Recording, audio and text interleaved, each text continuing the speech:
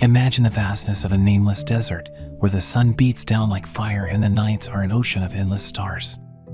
There, on the border between nothingness and everything, the destiny of humanity awaited in silence. It was a time when men were still children of the earth, nomads who followed the tracks of animals, drank from the rain, and feared the thunder. And then, between the arms of the Tigris and the Euphrates, two colossal rivers that seemed sculpted by the gods, a miracle occurred. Mud, water, and the will of man united to ignite the first spark of what we call civilization. It wasn't the work of a single day, nor of a single king, nor of a single god.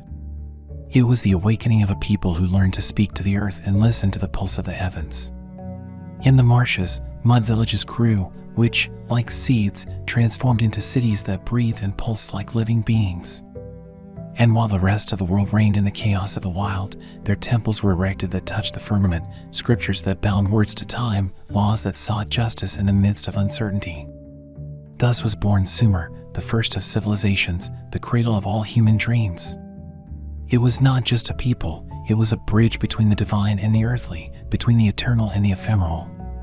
The first poem was written on its tablets, the first wars were fought on its walls, and prayers that still resonate in our memories were offered on its altars. From clay they molded gods and men, and in the clay they inscribed their immortality. And you, who are listening to this story, should know that it is not just a journey into the past, but a mirror to our own origins. Because every city we inhabit, every word we write, every dream we have, carries within its roots a fragment of that dawn on the Mesopotamian plain. Prepare yourself, because what you're about to hear isn't a simple chronicle, it's the story of humanity's first heartbeat. The story of how, from mud and blood, the eternal fire of civilization was born. This is the story of Sumer. Imagine, time traveler, that you wake up on an endless plain where the horizon is so vast it seems to merge with the sky. It is the dawn of history, and the earth still holds in its silence the echo of the first steps of man learning to stop being a nomad. There, in that human and fertile land that would later be called Mesopotamia, destiny wove its threads to give birth to the first great civilization, Sumer.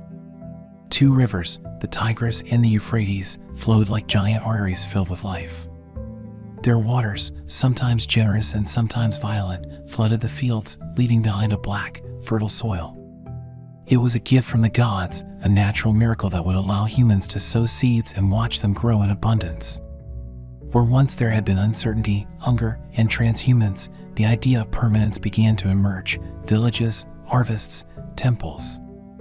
The seed of civilization sank into the damp earth of Sumer. But it wasn't just earth and water that was brewing. In the minds of those men, something even more powerful arose: the need to explain the mystery. The thunder, the storm, the waxing and waning moon, the scorching sun that burned the fields. Everything had to have a spirit, a purpose, a divine will. And so, the Sumerians began to fill their world with gods. And the Lord of the Sky, Enlil, god of the wind and authority; Enki, the sage of the waters and wisdom; Inanna, goddess of love and war. Every natural phenomenon, every inexplicable force, found a face, a name, a story. The first settlers, more than 7 millennia ago, began to gather in small communities. And little by little, these villages transformed into something more: cities. They were not simple collections of huts, they were true worlds ordered under the gaze of the gods. Uruk, Uar, Lagash, Eridu, Kish, Nippur, names that still resonate today like ancient drums, because they're the heart of urban life was born. There, men laid out streets, built temples in the form of stepped mountains, the ziggurats, and began the legacy that would mark all of humanity. Uruk, in particular, shone like a jewel in the middle of the desert. With walls so thick that even 3 chariots could run over them, this city became a symbol of the impossible made real. A legendary king, Gilgamesh, would rule there, whose name would never be erased from the memory of men. But that's a story for another time. Life in Sumer was marked by a delicate balance: man, land, and God. The peasant worked the fields not only to feed his family, but also to honor the temples that were the center of every city. The priest was not simply a spiritual guide, he was the intermediary between the human and the divine, the voice that listened to the gods and conveyed their designs. And the kings, the Lugal, were seen as chosen by heaven to bring order to the chaos of humanity. As time progressed, the Sumerians began to leave much deeper traces of their existence. It was there, in those nascent cities, that for the first time someone took a reed, pressed it against a wet clay tablet, and created symbols. Cuneiform writing was born, an invention that would transform human history forever. With these angular strokes, tributes to the temple, the king's laws, songs to the gods, and even humanity's first literary epics could be recorded. Consider this: before Sumer, human memory faded in the wind, in the oral tradition that was lost with each generation. But now, words were etched in clay and could defy time. It was like capturing thought and making it immortal. And with that spark, with that revelation, humanity left childhood behind forever and entered the age of history. In this beginning, everything was promise, everything was mystery and creation. The gods still walked alongside men, the earth responded fertily to the hands that tilled it, cities grew like stars in the desert, and the destiny of peoples was linked to the murmur of rivers. Thus, amid myths and bricks, amid temples and harvests, the voice of Sumeria began to rise, the first great civilization on earth, the place where men learned to dream of eternity.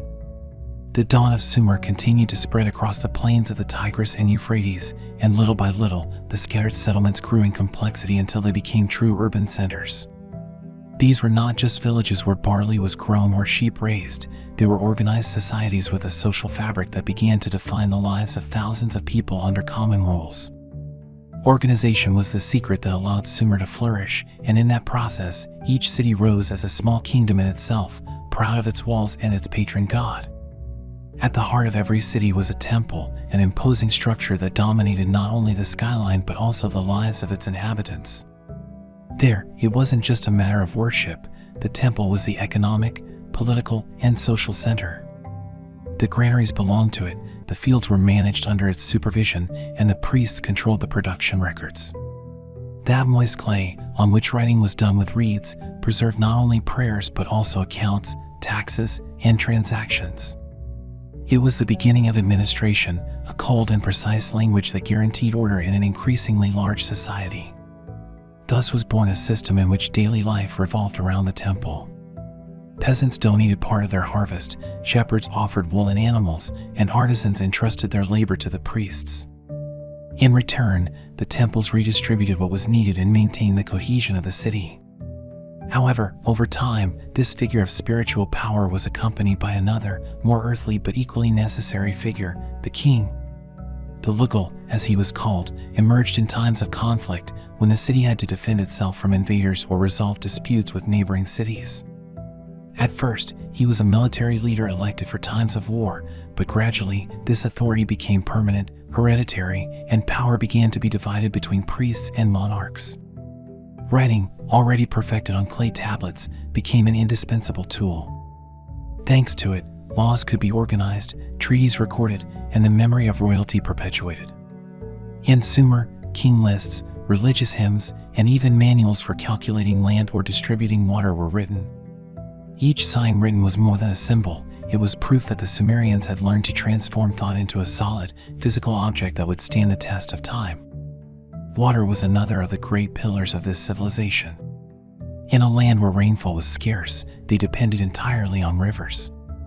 The Sumerians built canals, dikes, and irrigation channels, creating an intricate irrigation system that allowed them to control the waters of the Tigris and Euphrates. This mastery over nature was perhaps their most decisive achievement. With it, they could plant crops steadily, feed growing populations, and sustain the power of their cities. But tensions also arose, because water was life and power, and not all cities were willing to share it peacefully. From these disputes would arise eternal rivalries between Uruk, Lagash, Umma, and many others. Sumerian society was clearly divided. At the top were the kings and priests, followed by scribes, specialized artisans, and merchants. Below them were the peasants and herders, the majority of the population, who worked in the fields under a collective organization. And at the lowest level were the slaves, who could be prisoners of war or indebted people unable to pay off their debts. This structure was not an accident, but the result of a civilization that needed order to remain afloat. Cities grew in splendor and complexity. Uruk, with its temple of Inanna dedicated to Inanna, became the symbol of urban power. Nippur, with its temple to Enlil, became a key religious center. Eridu, considered the oldest, held the memory of the early days of civilization.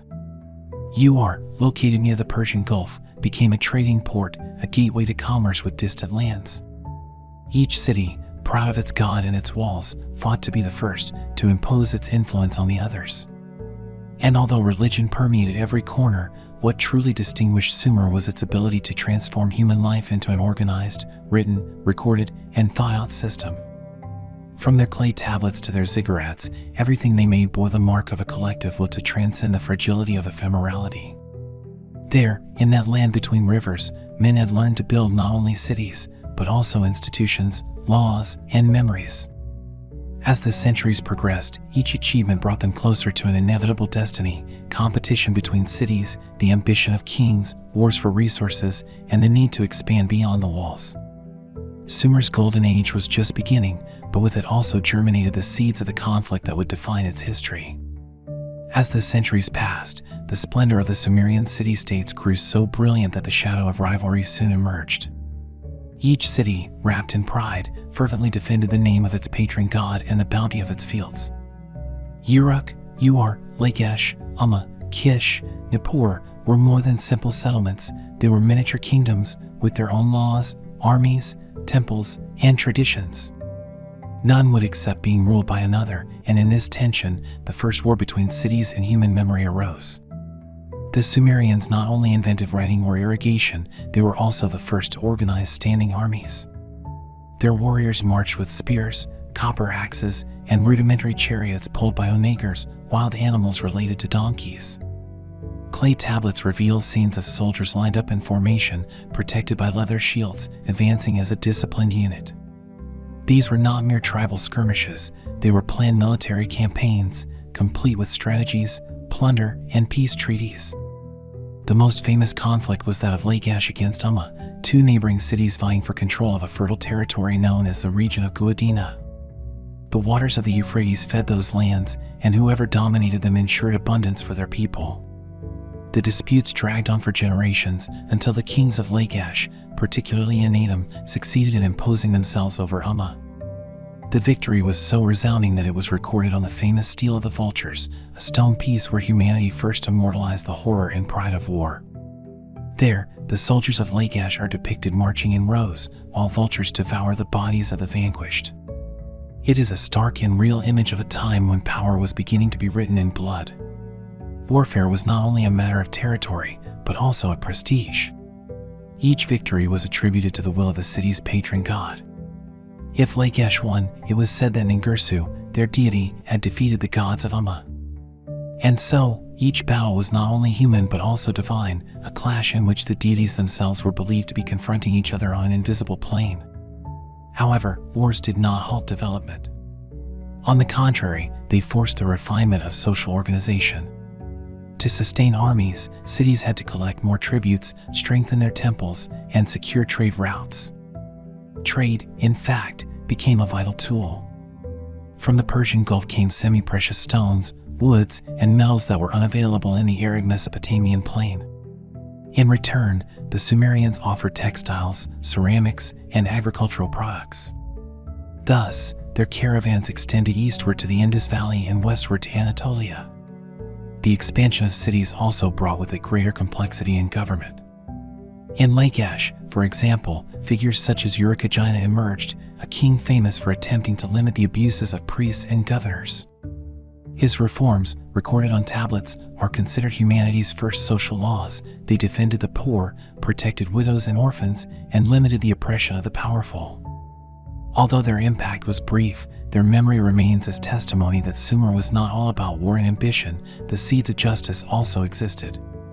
But despite these insights, the cycle of rivalries continued unabated. When one city achieved supremacy, another emerged to challenge it. Uruk had its moment of glory under legendary kings like Gilgamesh. Lakesh dominated under Enedem. Kish also repeatedly claimed the title of supreme city.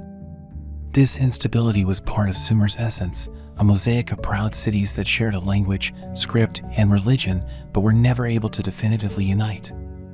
Amidst these disputes, culture continued to flourish.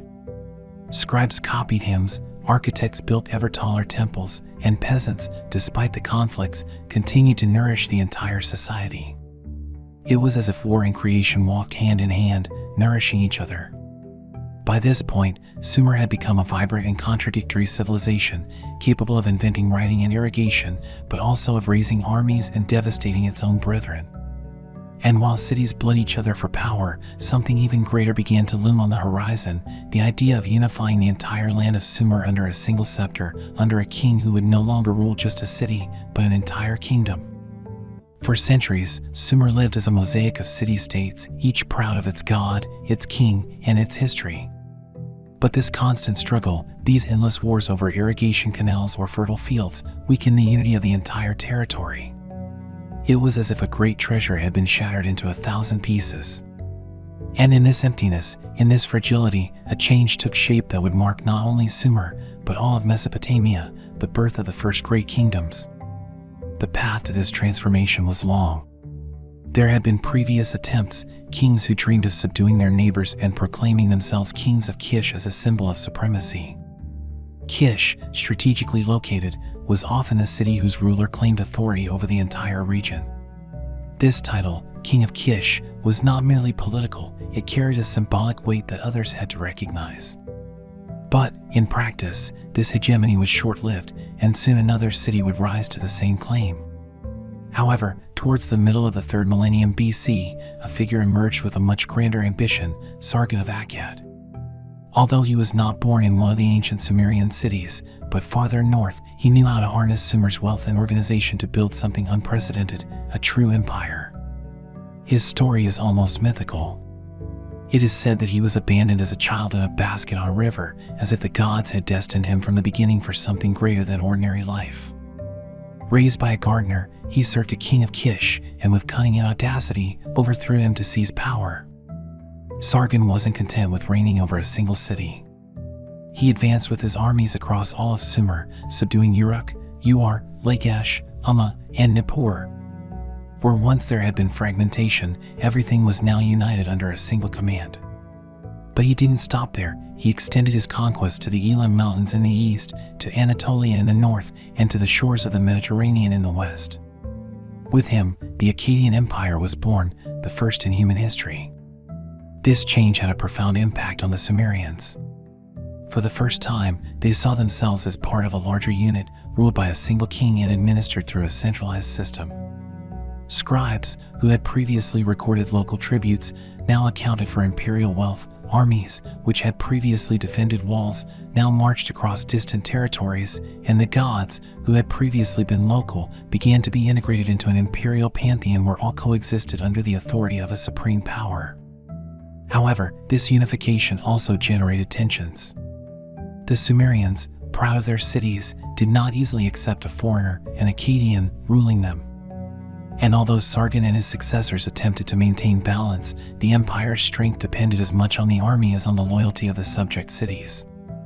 Over time, rebellions became inevitable. Despite this, Sargon's legacy was immense.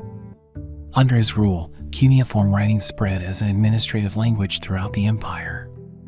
Permanent trade routes were established, connecting Mesopotamia with lands as far away as the Indus Valley. The figure of the king was consolidated as something more than a local ruler. He was now a universal monarch, a king of the 4 regions, as Sargon's successors liked to call themselves. His grandson, Naram-Sin, took this idea even further.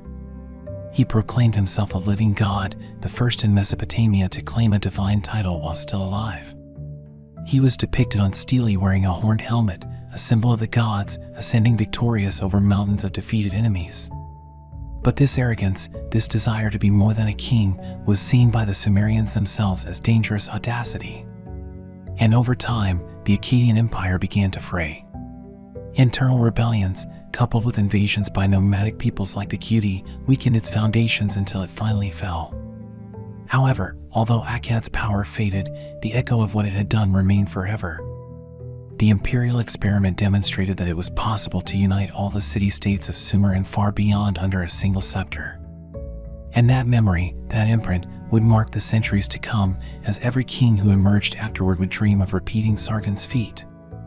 the Sumerians learned that their destiny was not doomed to be just a fragmented mosaic. They discovered they could be part of a larger project, even if the ambition and arrogance of some jeopardized the delicate balance with the gods. The fall of the Akkadian Empire would be a severe blow, but it would also open the door to a new renaissance, when Sumer would regain its voice and rise to its splendor. The collapse of Akkadian power had left Sumer fragmented and weakened. For a time, foreign peoples, such as the Gudians, dominated the region. They were mountain tribes from the Zagros, less organized than the Sumerians, but feared for their violence and resilience. Their rule was seen as a humiliation, a dark age in which the Sumerian cities seemed to have lost their former grandeur. However, the memory of their achievements had not faded, and slowly, the spark of rebirth began to ignite. It was in the city of Ur, in southern Mesopotamia, that spark became a fire. There, a powerful dynasty emerged that knew how to reorganize what had been scattered, restoring splendor to Sumerian tradition while adapting it to changing times. The king who spearheaded this resurgence was Ur-Nammu, founder of the third dynasty of Ur, around the 21st century BC.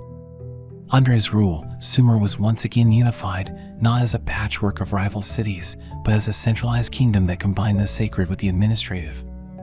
Ur-Nammu understood that greatness was not only sustained by armies, but also by clear laws and monuments that would leave an eternal mark.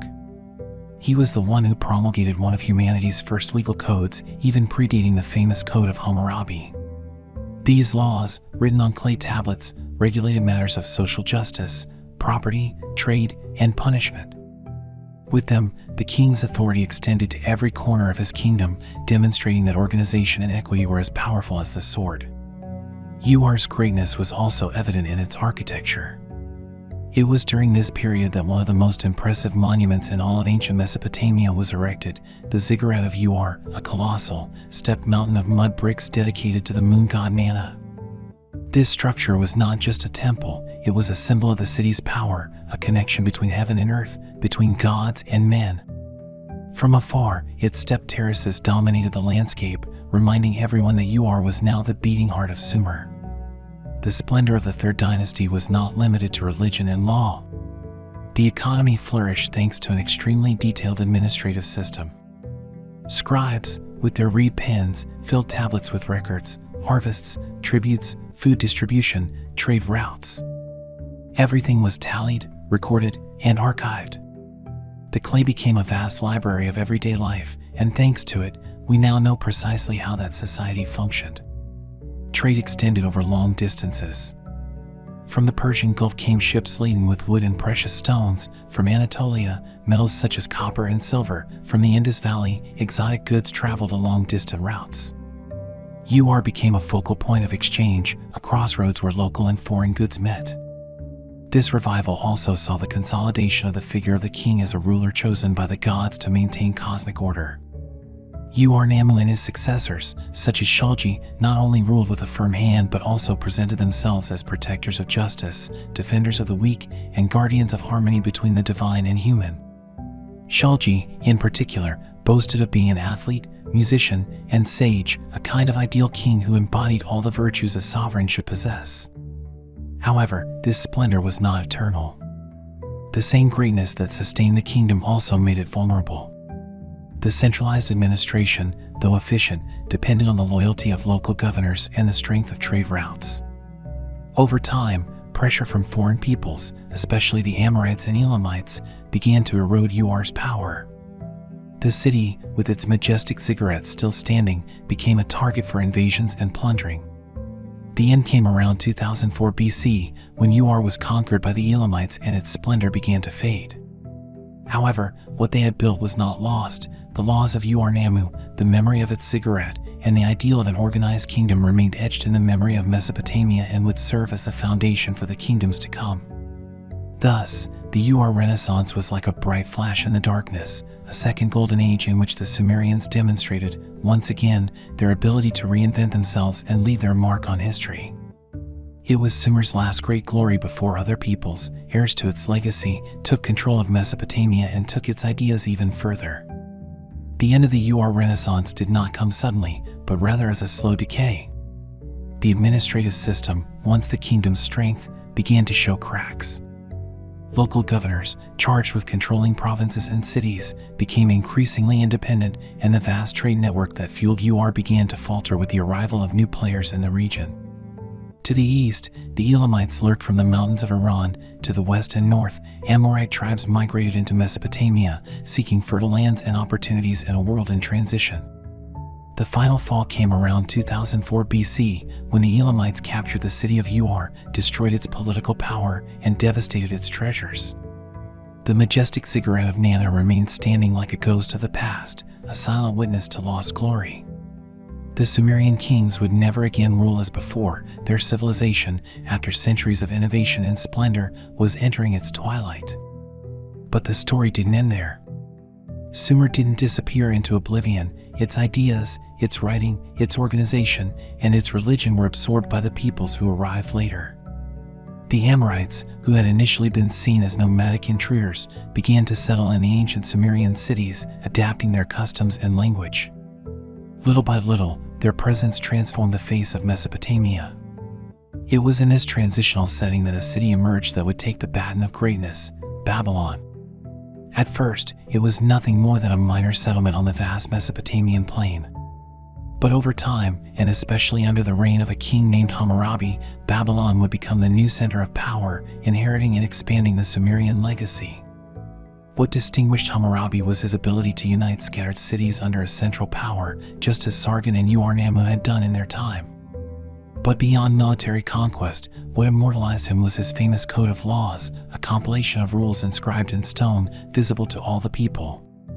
Although much better known than Ur-Nammu's, Hammurabi's code did not emerge from nowhere. It was the fruit of centuries of legal tradition initiated by the Sumerians, who had already understood the importance of regulating social life through writing. As Babylon rose, the Sumerian language began to disappear as a spoken language. In its place, Akkadian, a Semitic language, dominated everyday life. However, Sumerian did not completely disappear. It continued to be used as a learned, ritual, and written language, a kind of Latin of antiquity. Scribes continued to study it in schools, copying ancient tablets, reciting hymns, and preserving the myths that had shaped the entire Mesopotamian worldview. That was, perhaps, Sumer's greatest triumph. Although its kings and cities no longer dominated, its spirit lived on in the memories of the peoples who came after it. Its gods were adopted and adapted, its irrigation techniques continued to feed the fields, and its writing remained an indispensable tool for administration and trade. It was as if Sumer had transcended the fragility of its time, becoming the foundation upon which others would build their own splendor. In the centuries that followed, the cities that had once been the birthplace of kings and epic poems were reduced to silent ruins, covered by desert dust. But every brick, every tablet buried beneath the sand, patiently awaited the moment when, thousands of years later, modern humans would rediscover them and decipher their voice. Thus, the political end of Sumer was not its true end. Its essence became a heritage, a deep root from which greater civilizations sprang. The decline of Ur was, in reality, the dawn of Babylon, and with it, the Sumerian echo extended far beyond its time, becoming the foundation of history itself. For the Sumerians, life was governed by a multitude of gods. Every element of nature, every force, every mystery had its own will and a divine face. The universe was not an empty space, but a stage where the gods were protagonists, and humans were merely supporting actors obliged to serve them. At the top of that pantheon was the god of the sky, lord of the remote, invisible, and inaccessible. Then came Enlil, master of the wind, authority, and destiny, who could grant royal power or destroy it with a simple breath of his will. And beside him was Enki, the sage of fresh waters, protector of wisdom, inventor of arts and magic, the one who softened the harshest decisions of the other gods. Also shining among them was Inanna, later called Ishtar, the goddess of love, fertility, and war. Her character was dual, equally capable of bestowing abundance and wreaking destruction. She was represented as a shining star in the sky, and her temple in Uruk, the Anna, was one of the most sacred in all of Mesopotamia. Her figure became a symbol of feminine power, an archetype that would transcend cultures and centuries. But the divine world didn't stop there. There were lunar gods like Nana, to whom the great ziggurat of Ur was dedicated, solar gods like Utu, charged with dispensing justice, and many more associated with every city, every river, every aspect of life. In total, the Sumerian pantheon came to include hundreds of deities, from the most powerful to the lesser spirits who inhabited the earth and the underworld. Temples were the heart of every city. They were more than places of worship, they were homes of the gods on earth. The most imposing of all was the ziggurat, a stepped structure that rose like an artificial mountain. For the Sumerians, this structure was not just architecture, it was an axis that united heaven and earth. Rituals, offerings, and sacrifices were held on its terraces, seeking to keep the gods happy and secure their favor. It was thought that without these offerings, the gods might withdraw their protection, and droughts, plagues, or invasions would follow. The bond between humans and gods was not one of equality, but of service. Sumerian myths narrated that the gods, tired of working, had created humans to serve them, to cultivate the fields and build temples in their honor. This vision permeated all Sumerian life. Work, obedience, and worship were part of a single cosmic duty. But alongside the world of the gods was the world of death, a gloomy place to which all men went after breathing their last.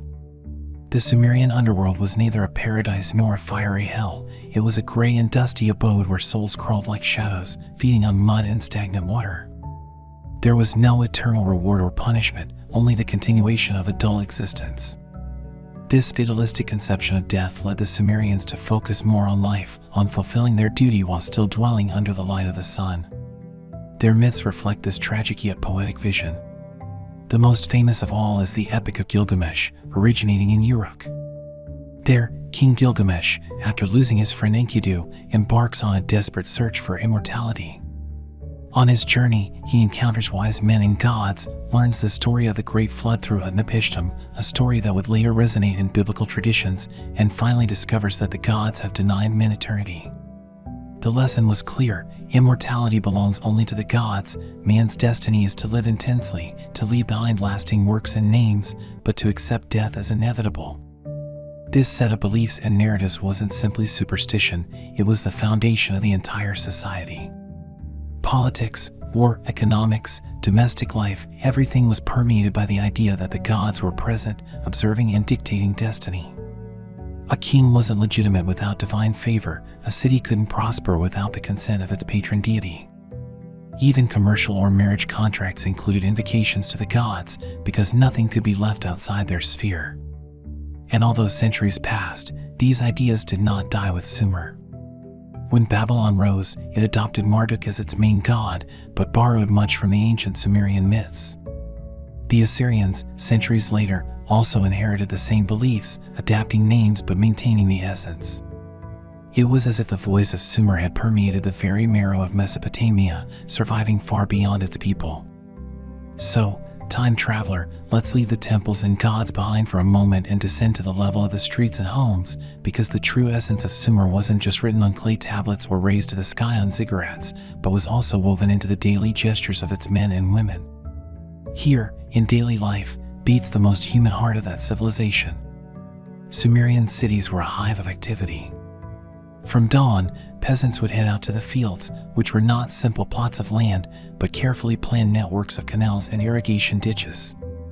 Water was life, and every drop from the Euphrates or the Tigris had to be used wisely. Farmers would sow barley, the quintessential grain, used to make bread and beer, a staple drink consumed daily. Alongside the barley grew legumes, dates, and flax, while the gardens yielded onions, garlic, and cucumbers. Agriculture was not just sustenance, it was a renewed pact with the gods, as it was believed that peace in the city depended on a good harvest. While life in the fields revolved around the cycle of sowing and harvesting, within the walls the dynamic was different. The workshops echoed with the pounding of hammers, the grinding of grain, and the bubbling of kilns. The artisans were true masters of their materials. Potters molded clay vessels, weavers made linen cloths, jewelers worked with gold and lapis lazuli brought from distant lands, and carpenters assembled furniture and chariots. Each object had value beyond the practical. It could be an offering to a temple, a status symbol, or a guarantee of a contract. The merchants, for their part, were the tireless travelers of Sumer. Their reed boats plied the rivers laden with grain, beer, and textiles, while donkey caravans crossed the desert carrying resins, woods, and precious stones.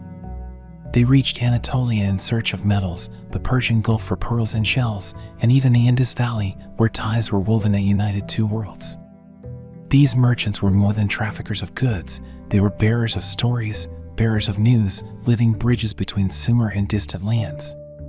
In family life, the home was the center of everything. Houses, made of sun-baked mud brick, had interior courtyards that served as the heart of the domestic space.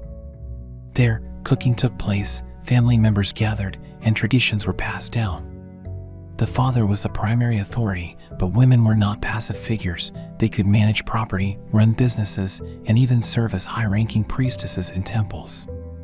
In the Sumerian world, women were far from invisible, and their influence was felt both in the family and in religious and economic life. Children grew up imitating their parents, but some were chosen to learn a sacred art, writing. These children entered the Adaba, the house of tablets, where scribes trained the future guardians of knowledge. There they learned to use the quill, that simple reed stylus that, beneath their fingers, traced signs in the wet clay. It was not an easy task. It required discipline, patience, and memory. Teachers were harsh, and the tablets showed that students suffered punishments when they failed to learn. But those who mastered cuneiform writing rose socially and could serve in temples, palaces, or businesses. The scribe was a mediator between the world of men and that of the gods, for recording words was to establish the memory of the eternal. In the squares and markets, the bustle was constant. Peasants, artisans, and merchants gathered there to exchange goods, barley for fish, cloth for oil, vessels for beer. Bartering was common, but little by little, standardized measures of weight and volume developed, forming the basis of an increasingly complex economy. And among the vendors' stalls, minstrels told stories, musicians played their lyres and flutes, and dancers offered a joyful respite from the hustle and bustle of daily life. Daily life was also governed by law. Thanks to the Code of Uarnamu and later the Code of Hammurabi, inspired by Sumerian roots, we know that there were precise rules for marriage, inheritance, trade, and even conflicts between neighbors. Courts, presided over by elders or appointed judges, ensured that justice, emanating from the gods, maintained balance in the community. But perhaps the most fascinating aspect was how, even in the simplest things, the religious spirit was present. Food was blessed with small offerings, construction began with purification rituals, contracts invoked gods as witnesses, and even children's play with tablets or figurines could have an air of imitation of myths. In Sumer, the everyday and the sacred were inseparable, as if every moment of life were woven into the same fabric that sustained the temples and the sky. This was everyday life in humanity's first cities, a constant struggle between work and faith, between routine and eternity, between the humble clay of human hands and the majestic gaze of the gods. So, time traveler, let us open the gates of the palaces and council chambers, because now it's time to delve into the machinery of power that sustained Sumer. It's not enough to look at its temples or its fields. We must also listen to the murmur of the scribes in the courts, the solemn tread of the soldiers on the walls, and the deep voice of the kings who, between glory and fear, sought to maintain balance in humanity's first civilization. The origin of power in Sumer was not born in palaces, but in temples. In the first villages that flourished on the fertile plains, authority rested in the hands of the priests. They managed the collective granaries, organized irrigation, stored surpluses, and led sacred festivals. The entire city revolved around the ziggurat, which was simultaneously the home of the gods and the political heart. But over the centuries, the balance shifted. Times of war arrived. When the river became a frontier, trade routes were coveted, and violence prevailed. Then the Lugal, literally the great man, emerged, the military leader who gradually transformed into king. These early kings were warriors and organizers. They did not rule alone. At their side were councils of elders and assemblies of citizens, which in the beginning played a decisive role. At these meetings, alliances were discussed, disputes were resolved, and it was decided whether the city would go to war. But as conflicts intensified, the figure of the king grew stronger and his power became almost absolute. He was not a god, but the chosen one of the gods, the one who was supposed to guarantee cosmic order on Earth. Each city-state, from Uruk to Lagash, from Amma to Uar, was a universe unto itself, with its king, its walls, its temples, and its patron god. And among them, rivalry was constant. Water, the source of life, became a source of dispute because whoever controlled the canals controlled the wealth. Wars broke out over a field of barley or a stretch of irrigation ditch, and armies, armed with spears, bows, and war chariots drawn by onagers, clashed on the plains. Each victory was celebrated with carved stele depicting the king crushing his enemies underfoot, proof that the gods were on his side. But government was not limited to war. Within the walls, power was sustained by a network of laws and administration.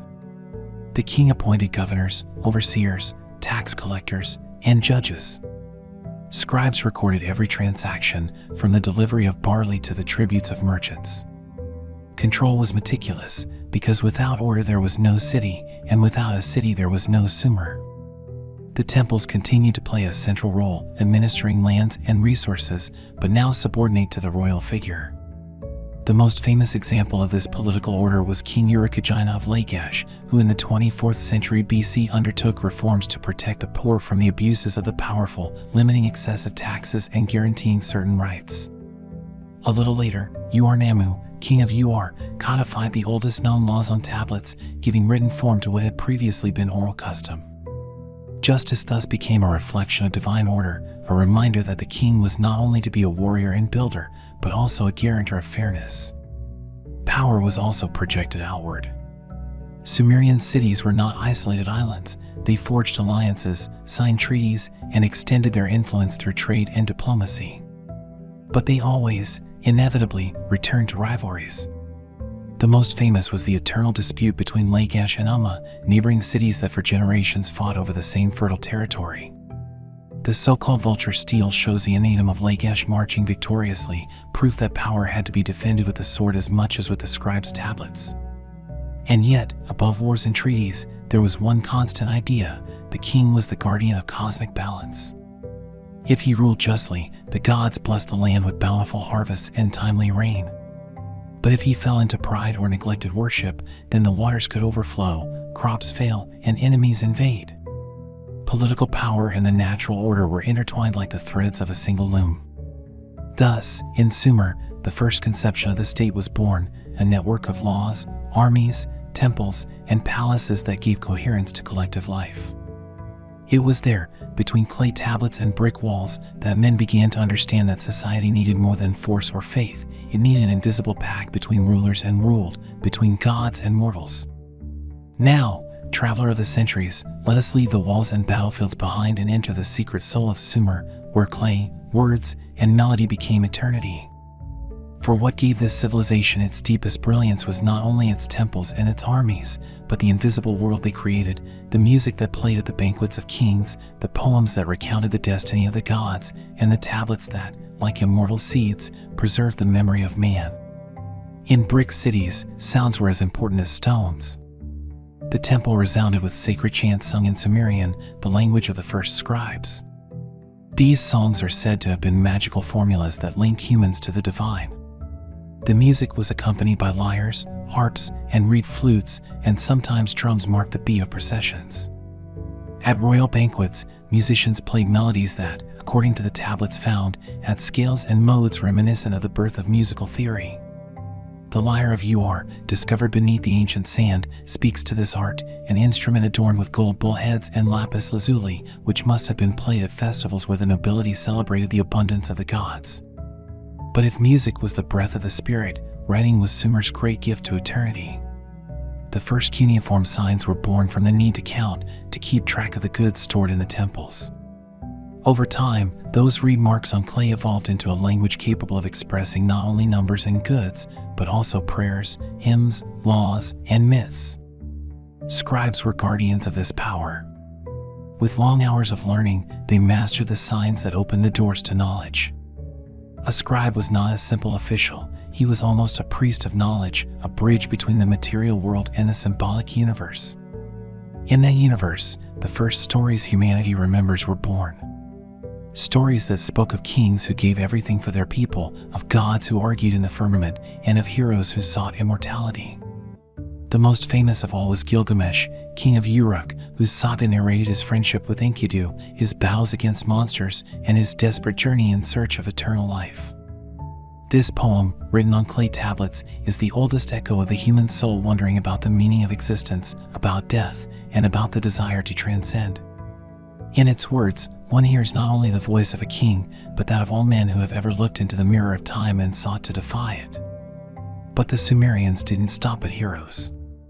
They composed hymns to their gods, such as Inanna, the queen of heaven and love, whose adventures narrated descents into the underworld and divine confrontations. They recounted the creation of the world through Enki and Namu, the great primordial goddess of the waters. Their texts also feature a story of a universal flood, with a righteous man named Ziusudra who builds a ship to save humanity, a tale that centuries later would inspire other myths that traveled far beyond Mesopotamia. Art also spoke silently. In the halls of temples and palaces, reliefs and statuettes depicted scenes of banquets, processions, and battles. The figures' eyes were large and bulging, as if eternally gazing into the divine. Seal cylinders, small pieces carved in stone, were both masterpieces and practical tools. When rolled in clay, they left imprints of complex scenes of gods, fantastic animals, and rituals. With them, every contract or property was marked with a personal symbol, like an indelible signature in history. Banquets, accompanied by music and poetry, were also a stage for cultural display. Proverbs were recited, fables about foxes and lions were told, and wisdom was passed on. The Sumerians understood that words could educate as well as govern, and thus a literary tradition was born that influenced all subsequent civilizations. As we walk through these traces, we understand that Sumer was not only the cradle of agriculture, laws, and cities, but also of human sensitivity. It was there that the heart of art, music, and literature began to beat. It was there that the eternal question of who we are and what destiny awaits us was first written down. And though the tablets may have been broken and the melodies faded, their echoes continue to resonate in the memories of all peoples. Thus, in the streets of Uruk and in the halls of Ur, on the altars of Lagash and in the granaries of Eridu, Sumerian culture wove an invisible tapestry that still envelopes us. For if the brick walls have succumbed to time, the words and songs of Sumer live on, reminding us that civilization is not measured solely in weapons or riches, but in the ability to shape the soul through art. In the heart of Sumer, beyond the temples of the gods and the tablets of the scribes, throbbed the daily life of a people who turned clay, water, and sweat into the foundation of civilization. For not everything was epic poetry or sacred song. Every dawn, in the cities of Uruk, Lagash, Ur, or Eridu, life sprang forth with a constant rhythm, and men, women, and children shaped a world that seemed so ordinary and yet was destined to be eternal. The day began at sunrise, when the shadows still lay over the barley fields. The peasants, led by the temple foreman, came to irrigate the furrows with the water from the canals. It was arduous and painstaking work, opening floodgates, guiding the current, ensuring that the water didn't run dry or puddle the roots. Life depended on the Tigris and Euphrates, and every drop was a gift from the gods that had to be utilized. Barley was the lifeblood of the Sumerian diet. They used it to make bread and beer, a fundamental drink on the tables of rich and poor, a liquid food as nourishing as the grain itself. Women, for their part, were the lifeblood of their homes. They ground grain on large stones, kneaded bread, and prepared meals with lentils, dates, onions, and cucumbers. They also wove, with infinite patience, the wool and linen fibers that later clothed the entire city. In the markets, they could trade and exchange goods, and in some cases, even run workshops or taverns. Family life revolved around a patriarch, but stories of influential women were not uncommon, especially among the nobility and in temples, where priestesses like those of Inanna played a prominent role in spiritual and political matters. Trades brought the streets to life. Artisans molded clay to produce thousands of vessels of all kinds, from humble oil containers to fine cups decorated with seals. Blacksmiths worked bronze, an alloy of copper and tin, creating tools, weapons, and figurines. Carpenters carved furniture and chariots, while weavers filled the houses with tapestries. Each workshop was a world of its own, and the city streets echoed with the blows of the hammer, the songs of the potters, and the bustle of commerce. Clothing was simple but expressed hierarchy. Men wore wool skirts tied with belts, while women wore long dresses, also made of wool or linen, often decorated with fringes. Nobles and priests were distinguished by the quality of their fabrics and by the use of jewelry made of gold, silver, and precious stones such as lapis lazuli, brought from distant lands. Hairstyles were also a sign of status. Men often wore neat beards and curls, and women tied their hair back with ribbons and headbands. Family life was a pillar of society. Marriages were arranged through contracts written on clay tablets, which established the rights and duties of each party. Love might play a role, but marriage was above all an economic and social institution. Even so, traces of tenderness and desire survive in poems and songs. Girls sang to Inanna asking for a good husband, and men composed love poems evoking fertile gardens and spring rains. Education was the privilege of a select few. The children of nobles and scribes attended the tablet houses, where strict teachers taught cuneiform writing and mathematics. There they also learned proverbs and maxims of conduct, because wisdom was considered as necessary as calculation. Most children, on the other hand, learned their parents' trade and from a young age accompanied them to the fields, workshops, or markets. The city, with its narrow streets and adobe houses, was a mosaic of voices and aromas. The markets brought together farmers bringing in barley, fishermen with their nets loaded from the river, and merchants with oil, wine, and metals from distant lands. Arguments, bargaining, the laughter of running children, the murmur of prayers rising from the temples, and always the unmistakable aroma of freshly baked bread and fermenting beer could be heard. At night, life never ceased. In humble homes, entire families shared dinner around a common bowl, drinking beer from long straws. In palaces, banquets were more sumptuous: mutton, goat, or beef, dried fruits, and music from lyres and flutes. There were also moments of relaxation in taverns, where travelers and merchants shared tales of other lands, and where wine and beer flowed amid conversation and gambling. Festivals broke the routine. During festivals dedicated to Inanna, Enki, or Enlil, the streets filled with music, dancing, and sacrifices. Torches were lit, processions held with statues of the gods, and the entire village joined in celebration. It was at these moments that the boundary between the human and the divine seemed to fade, and everyone, from king to peasant, shared a common joy under the gaze of the gods. This is how life in Sumer unfolded, between effort and celebration, between family and temples, between bread and beer, between the harshness of the countryside and the poetry of love. A life that, although marked by hierarchy and the demands of work, was full of humanity, dreams, laughter, and song. And in this everyday life lay the true miracle, that men and women, in their daily work, unwittingly laid the foundations of all future civilizations. The end of Sumer did not come suddenly, like a thunderclap splitting the sky, but rather like a slow decline in which greatness faded amidst wars, droughts, and the relentless passage of time.